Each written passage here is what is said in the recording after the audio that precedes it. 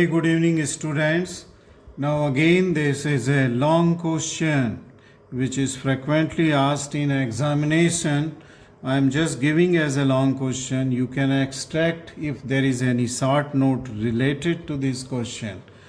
Now, the question reads like this: what are the arches of food? So, first I will tell you what are the arches of food. We'll explain it. Okay, that may not be asked in the question, but for understanding it is necessary. Now then I will describe the medial longitudinal arch. Okay, though there are transverse arches are also there. If the I will just make another video on transverse arches, okay, after some time, then it's okay. Otherwise I am just giving you here the most important one, that is the medial longitudinal arch. Okay, now in answer you will have to just find out the answer of what are the arches of foot. Okay, now if you see this foot here, this articulated foot is of left side, and this is formed by the many bones.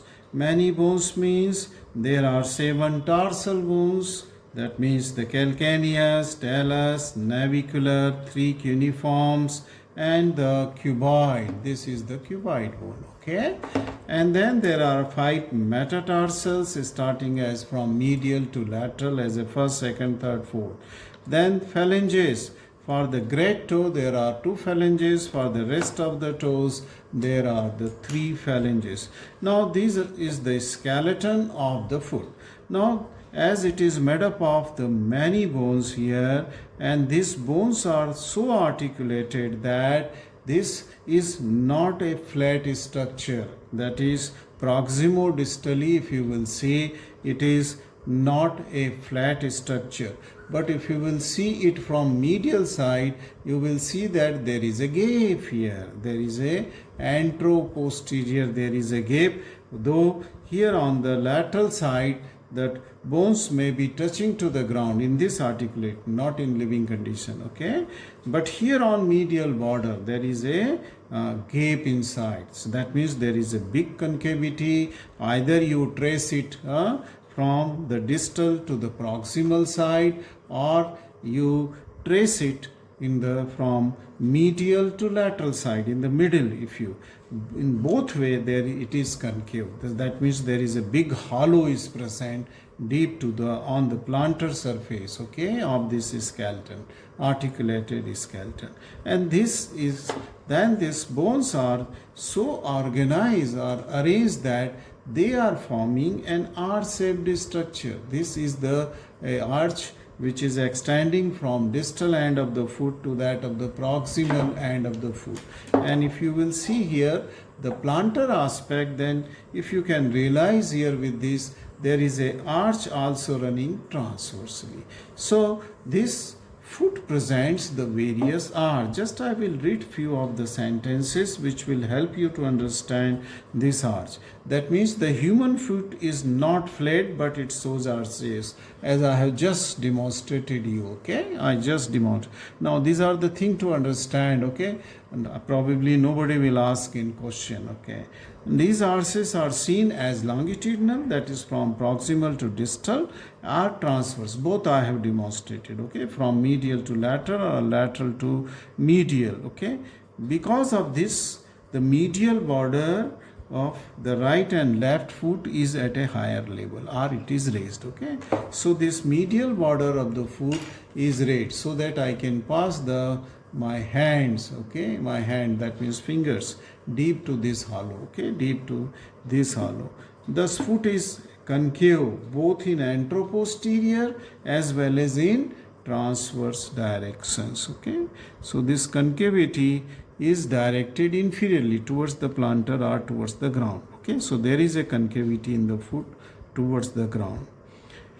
Now then question comes, why foot shows these arches? Okay, now these arches are very important, and nature has provided a mechanism in the human being so that their foot are made like that, though it is made up of the bones, soft tissues, ligaments, tendons. Okay, but they act as a spring. Okay, spring action is there, resilience is there, and this helps the human being for walking, running, jumping, and weight bearing. Okay, because it act as a spring, and this also act as a lever. Okay, this also act while you are walking. Okay, first you put, how should I show you? Okay, first you put your, you will not be able, just first you put your heel on the ground while you are walking, and then gradually you put your forefoot, okay, that is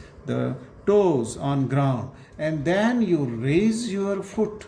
Okay, that is, I am raising the calcaneum, so where your foot is resting in the toes, and with the help of the heads of this metatarsal and toes, you just push the ground backward. You push the ground backward, and because of pushing the ground backward, your body goes forward. Your bodies goes forward. So this is called as the propulsive movement because of the action of lever. So it acts as a lever. So there is a propulsion, and because of that, you can walk. Okay, you can walk, you can run. Okay, okay.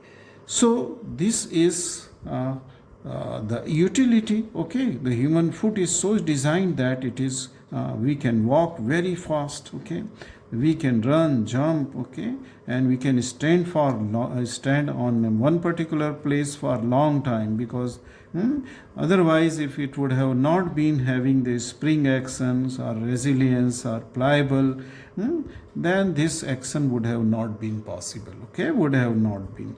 Now this concavity or I mean to say arches. Okay, they are classified into two different categories. Okay, so we come on to the classification of arches.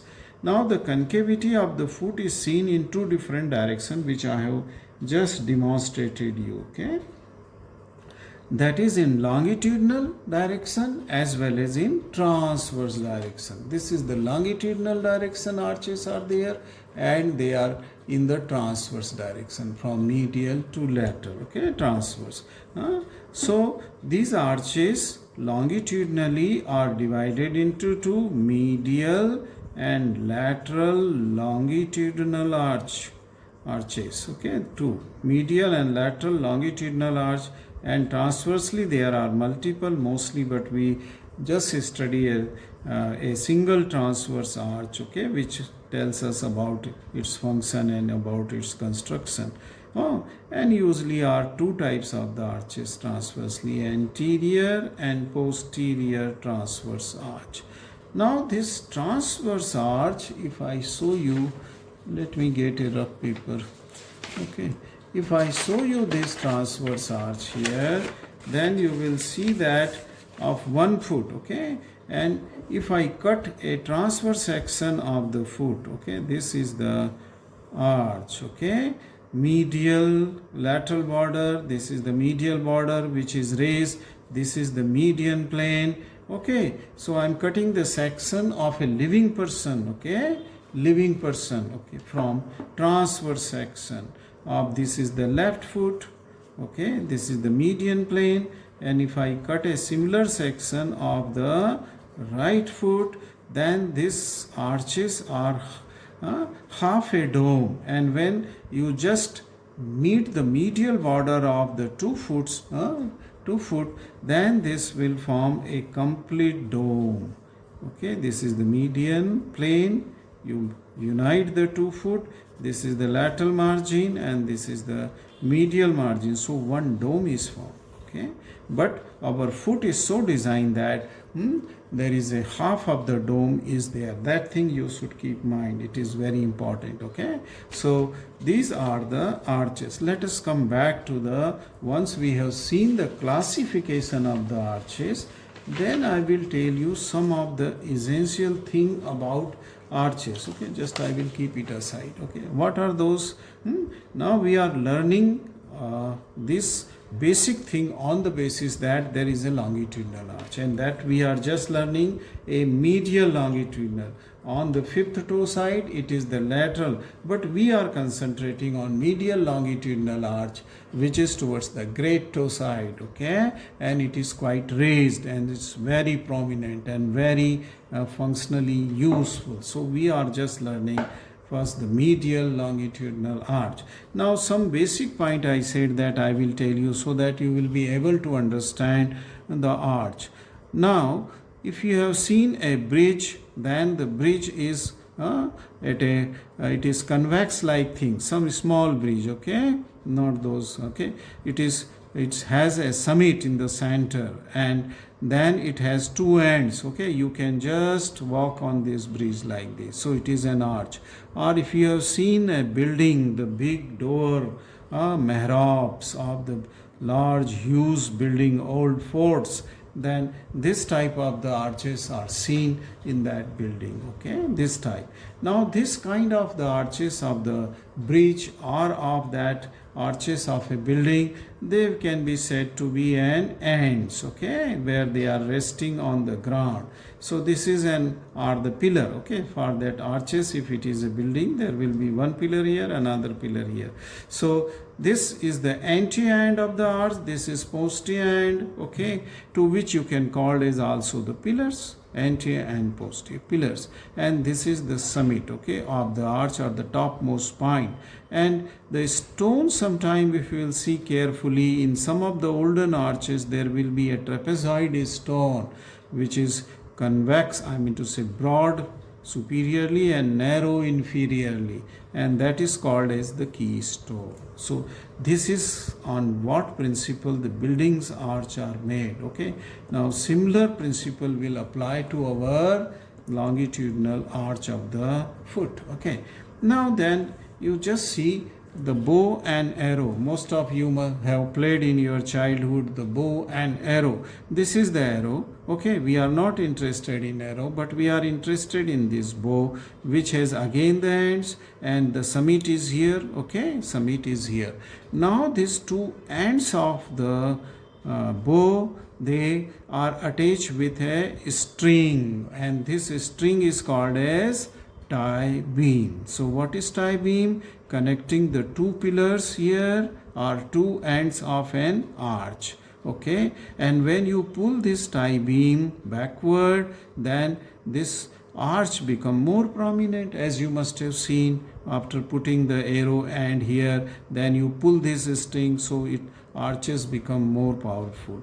And then when you are pulling these arches, I mean say tie beam, you can feel that there is a spring action comes, and because of that spring action, when you release this tie beam, arrow goes forward, arrow goes forward. So this is the propulsion given by the tie beam for the arrow. Once you have seen this basic principle, now I come to the medial longitudinal arch.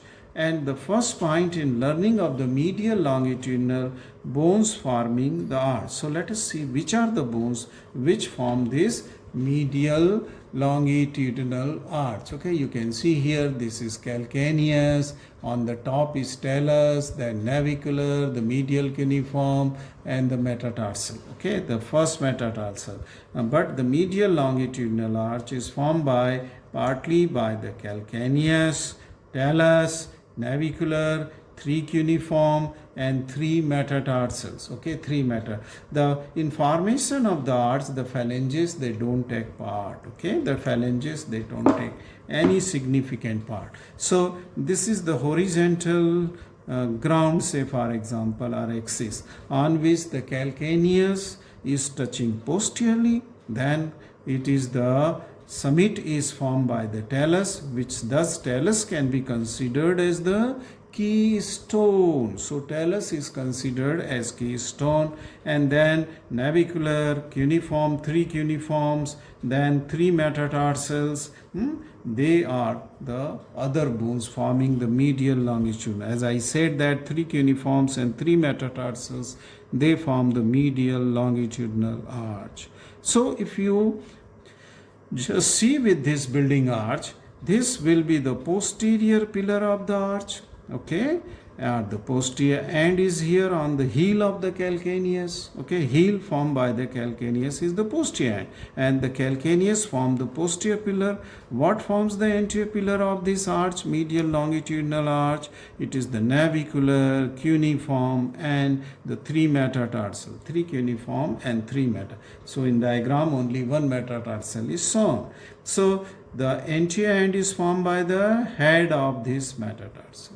Okay, first, second, and third metatarsal will form the anterior end of these. So you can say that the posterior pillar is calcaneus, anterior pillar is navicular, cuneiforms, and metatarsals, and the summit keystone is formed by the talus. It is formed by the talus, and talus is resting on the head of the talus on very important ligament, what is called as calcaneo-navicular ligament, which is spring ligament, which is also whose upper surface is covered by hyaline cartilage, so it takes part in formation of articulation with the undersurface of the head of the talus, articular area. Okay, now in our foot, this posterior end and the anterior end, they are also connected by a tie beam, and these are mostly the muscles, ligaments, and tendons. Okay, they form the tie beam, but for present you understand the bones which forms this medial longitudinal arch.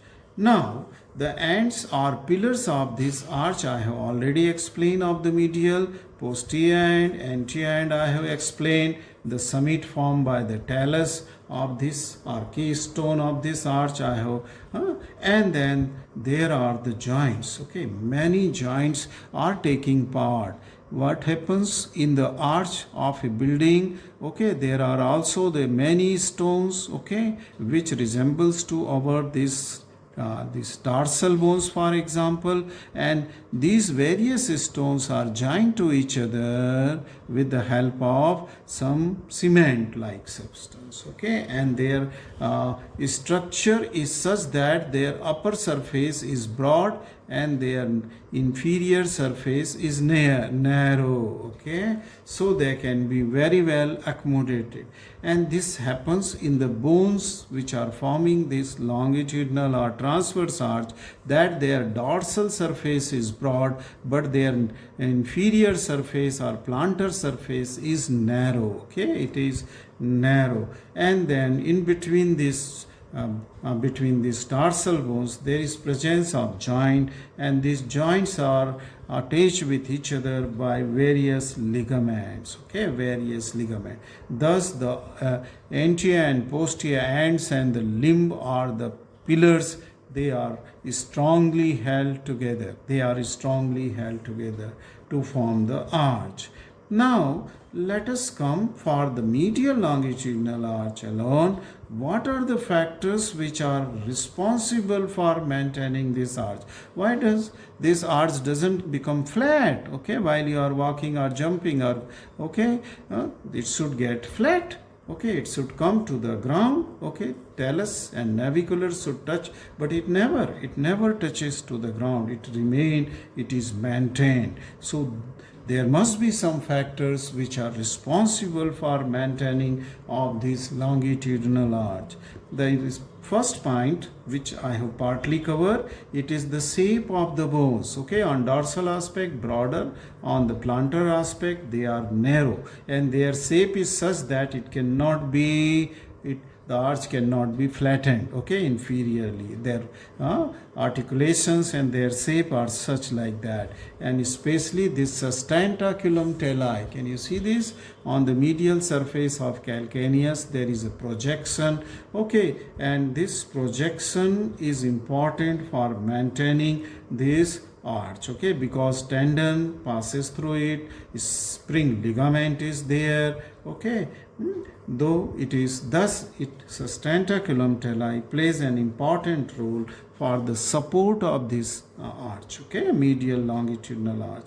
Then second factors which are responsible for maintenance of this are the ligament. And one of the important ligament I have told you is the spring ligament. Okay, it is the spring ligament, that is calcaneonavicular ligament. Okay, which forms the tie between the different bones here, that means between calcaneus and they are held together, and on which the talus is supported. Okay, talus head is supported and it moves on this ligament. Okay, then there are various other ligament on dorsal aspect which are connecting the bone. So these are called as the dorsal ligament, okay, which also connect the various bones which are forming the anterior and posterior pillar, okay, or the limb. Okay, this is say for anterior and this is the posterior pillar. Here this pillar, okay, they are forming. Okay, then there is a strong antrosius talocalcaneal ligament. Okay, just I will draw it. Okay, though it is not properly drawn here, but from the tarsus, okay, there is a sulcus was there between on the inferior surface of talus and superior surface of calcaneus, sulcus tarsi and sulcus calcanei, which forms a sinus. When they join together, they form a tunnel-like structure which is called as the sinus. And in this sulcus, there are the introsseous talocalcaneal ligaments are attached. I think I will be able to show here. Yes, partly I can show you here. See, this is the neck of the talus. You can see this neck, head of the talus is here, and this is that calcaneus. And then I am talking of this in which my pencil is going. This is that sulcus, and this sulcus is filled with that of the introsseous talocalcaneal ligament. Okay, sulcus in living condition. So this is a very strong ligament which joins the undersurface of talus with that of the superior surface of the calcaneal bone. So this is the second important factor which maintain the longitudinal arch, okay, medial longitudinal arch. So the bones which are taking part in formation, they are held together with this ligament. The third factor is the structures, various structures which act as a sling. Sling means which suspend the arch from above. Say suppose in this arch, if you just suspend it with the rope, then it will not fall. So these are called as the sling. Okay, not in building. It never happens in building. Okay, but this kind of the rope, if you just find in this arch, okay, that will suspend this arch, will not allow it to become flattened. So in the medial longitudinal arch, there are the slings or suspension from above, or the arch is suspended from above, and this is because of the tendons. Okay, because of the tendons. Tendon of tibialis posterior, and this tendon of the tibialis posterior, you will see that it is just passing deep to the sustentaculum, coming from, let me draw it, okay, coming from the posterior compartment of the leg, then lying deep to the sustentaculum in the groove, sustentaculum tali, and then it is going to get insert, I mean say it will just wind round to the navicular, and then it will go on to the plantar aspect, and there it will divide into many slips which will attach to almost all the tarsal bones on plantar aspect. Okay, it will attach on to the except the talus, all the these tarsal bones, that means remaining 6 tarsal bones, they will be giving the attachment to this tibialis posterior tendon, okay, tibialis, and when it contract, it pulls this arch upward, it pulls the arch upward in the contraction of tibialis posterior. That is an important factor and act as a sling, okay, or suspension from above. And then there is a tendon of the flexor hallucis longus. Okay, again it is coming from the posterior aspect of the, posterior compartment of the leg. Okay, this tendon is also coming, and then it winds round. Okay, this this wind down, just maybe relation may be little long with this tendon, just because diagram is not 100% correct. This will lie posterior to the posterior aspect of the talus where there is a groove. Okay, which tendon is this? Flexor hallucis longus. And then it will run on plantar aspect, and then it will go and get attachment onto the terminal phalanx. So this is a long tendon which is maintaining. When it will contract, it will try to pull the anterior end or the anterior pillar, okay, medially towards center. So increasing the arch, thus act as a sling, okay, yeah? Suspension from above, suspension from. Then there may be another tendon, and this tendon is the tendon of the tibialis anterior here. This was flexor hallucis longus, and now we are on the tendon of the tibialis anterior tendon, which is attached here. It will come from anterior compartment of the leg. Then it will gain attachment onto the cuneiform and the base of the first metatarsal. Okay, so this is also a very strong suspension. Okay, so from the middle these ropes are there. Okay, these tendons are like ropes which are pulling the convexity of this arch, again exaggerating it and pulling it upwards. So these were the factors responsible for the maintenance of the arch. Okay, let me go to the other point here, and it is another factor, structure acting as tie beams. Okay, I showed you this arrow, and in the arrow this was the tie beam here. Okay, so these two ends of this medial longitudinal arch, that is posterior end is calcaneus heel, okay, and anterior end is the head of the metatarsal, first, second and third. They are connected with the tie beam, and tie beam is what here? It is the aponeurosis. It is the plantar aponeurosis. Okay, plantar aponeurosis. It is the two different muscles which are present on medial side, and they are the abductor hallucis and flexor hallucis brevis. On medial aspect, these are the two muscles going to the great toe, abductor hallucis and flexor hallucis brevis, which takes origin from the posterior end calcaneus, and they go towards the anterior end of this medial longitudinal arch. Okay, medial longitude. Okay, now the function of this tie beam which goes, let me draw, okay, so you will understand. So this is the tie beam. Okay, just I will roughly drawn here tie beam. Okay, from posterior end to the anterior end may go to the phalanx. Okay, now this, if these muscles which will be, there are two muscles, abductor hallucis and flexor hallucis brevis, if they will contract, what they will do? Okay, they will try to bring the two ends of this medial arch, okay, longitudinal arch, close to each other. Thus they will increase convexity, and they will not allow these two ends to separate out. That means they play, plantar ligament, they play an important role to in prevention of the flattening. So they maintain the convexity upward, they maintain. So the tie beam, just like in arrow, and because of this tie beam, muscular tie beam especially, this foot act as a spring. Okay, it is resilient. Okay, so it just act, you can jump on this without injuring to the foot, without. Otherwise, if this spring action would have not been there, then there will be lot of injury to the foot. Okay, lot of injury to the foot.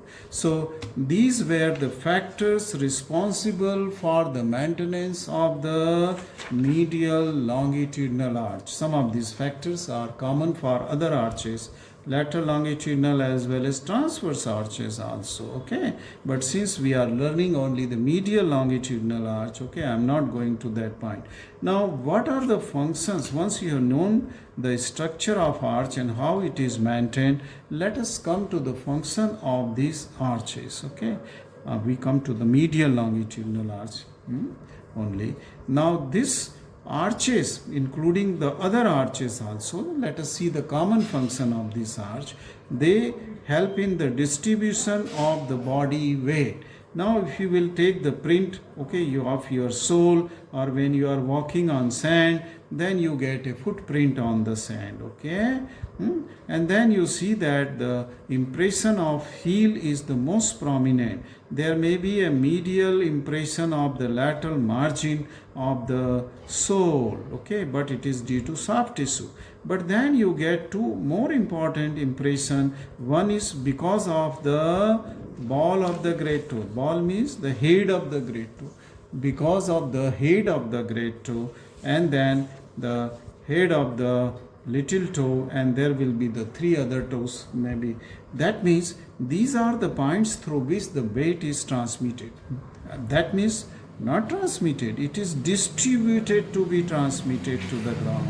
Okay, if this arch would have not been there, then whole of the plantar surface or whole of the sole would have been distributing the weight, okay, to the ground. But it is not like that. It is at the point, so that the concavity towards the ground is not transmitting any load, okay, and that is the reason why also it acts as a spring, okay, it acts as a. Now this arches which are medial or transverse, okay, they act as a spring, as I just said, and thus they are helping in the shaft. When you are jumping, you must have seen the children jumping, okay, continuously they are jumping, okay, and that because without any injury, because their foot are so designed that they are acting like a spring and they are not getting injured, okay, they are not, so it acts as a spring. Now the concavity of this sole, okay, this concavity, see this, when I put it here, heel and toes, I can pass my finger, that means there is a deep concavity, and this deep concavity, this protect our nerves and vessel. Which nerves and vessel? The medial and lateral plantar nerves and artery, as we will learn soon, okay, they are also very well protected. Otherwise, if it would have been completely flat, the nerves and vessel would have been injured, okay. And as I said that it provides because of the lever action, it provides a propulsive force, because during walking we just put our heel first, then we turn, roll, okay, and then the toes come, and on the toes we just push the ground backward, okay, we try to push the ground backward. The ground cannot be pushed backward, it is there only, okay, but we try to push the ground backward, okay, and in this action what happens, ground is not pushing backward, but our body pushes forward, okay, body gets, this is the lever action, okay, this is the lever, and that is the important factor in the walking movements, okay, in the walking movements. Let's lastly come to the applied anatomy of the medial longitudinal arch, or the arch as such, arch as such. Now if the arch is not maintained, if there is medial longitudinal concavity or arch, it comes and touches to the ground, all those bones and the soft tissue, they touch to the ground, there is no concavity is seen, that condition is called as flat foot, okay, and this is because of the flattening of the medial longitudinal arch, okay. There may be many factors for why the medial why the flat foot occurs. That may be all those factors which we have read, that means tendons, ligaments, okay, if they are defectives, okay, joints, they are defective, say for example, most important is the spring ligament, for example. Let us see this. This is the spring, calcaneonavicular ligament, this which is just giving support to the head of the talus, okay. If suppose this spring ligament is ruptured, okay, or it is not there, okay, torn, then what will happen, this weight passing through the talus, okay, head, and it's through the talocalcaneal joint, whatsoever weight, a lot of weight, okay, many kilos of weight is passing through, this Head otherwise is supported by the spring ligament, but since it is not there, head will try to push between calcaneus and the navicular bone, and the arch will become flattened. The key bone, keystone at the summit, which was at the maximum convexity of the arch, itself will come down and the arch will become flattened. Okay, the arch will become. So there may be many regions, not only this. Okay. Now then, there are some congenital anomalies which are I'm not going to many more applied anatomy. I'm just covering only the very important. Now the foot is not normal. Child born with the foot may not be normal. This foot are abnormal, and there may be many types of abnormality, out of which I have just selected 3, and this abnormal foot, okay, is called as the club foot. Naturally the foot is abnormal, so child cannot walk normally. Okay. Now the first abnormality is the talipes equinus. These abnormalities are caused as talipes equinus. First abnormality is talipes equinus, and in this what happens that here there is an plantar flexion. See, I draw here. If I draw the talipes equinus, the plantar flexion is there.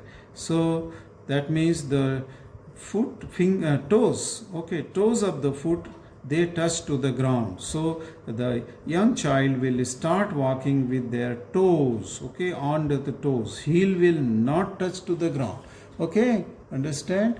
This heel will not touch to the ground, and he will just walk on toes, on the toes. This condition is called as talipes equinus, where the plantar flexion. The other condition is just reverse of this, where the heel is touching to the ground and the toe are not touching. That means here it is the dorsiflexion. It is the dorsiflexion. Here it was the plantar flexion was there. So this is the dorsiflexion is here, and the child is walking only on his 2 toes. On